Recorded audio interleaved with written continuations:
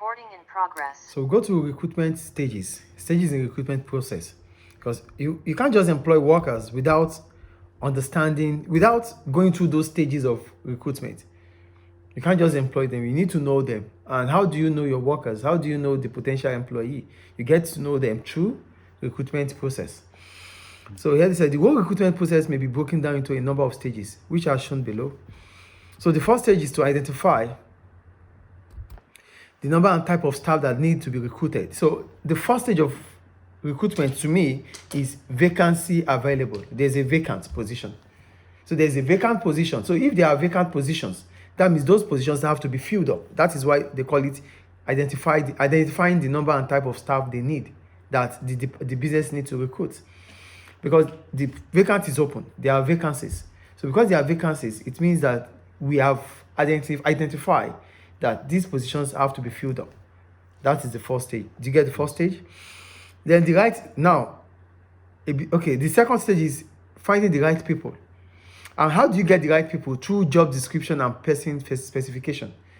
To get the right person for that position, you need to get the right person, you need job description and person specification.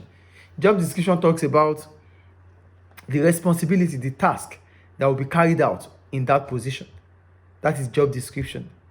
Then the person specification, the skills, the qualification needed to perform that task or to carry out that task. Yes. So that is the way you can, employ the right person. So the right person will come through job specification and job description and person specification.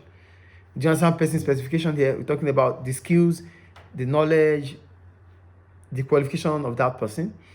And job description is the task, the responsibility that the person will carry on with in that position. That was the second. Then we go to jobs. Now they said the next one is advertising cost. Advertising. So now that you've understood the kind of person you needed for the job, I'm just going to go through now let's use the stages they use here. First, identify the type and the number of staff needed. That is vacant positions.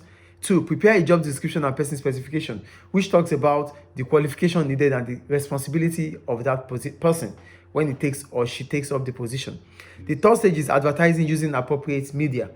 So now that we've known the kind of workers we need and the type of qualification they need to have, then we have to decide if we need workers within the business or outside of the business.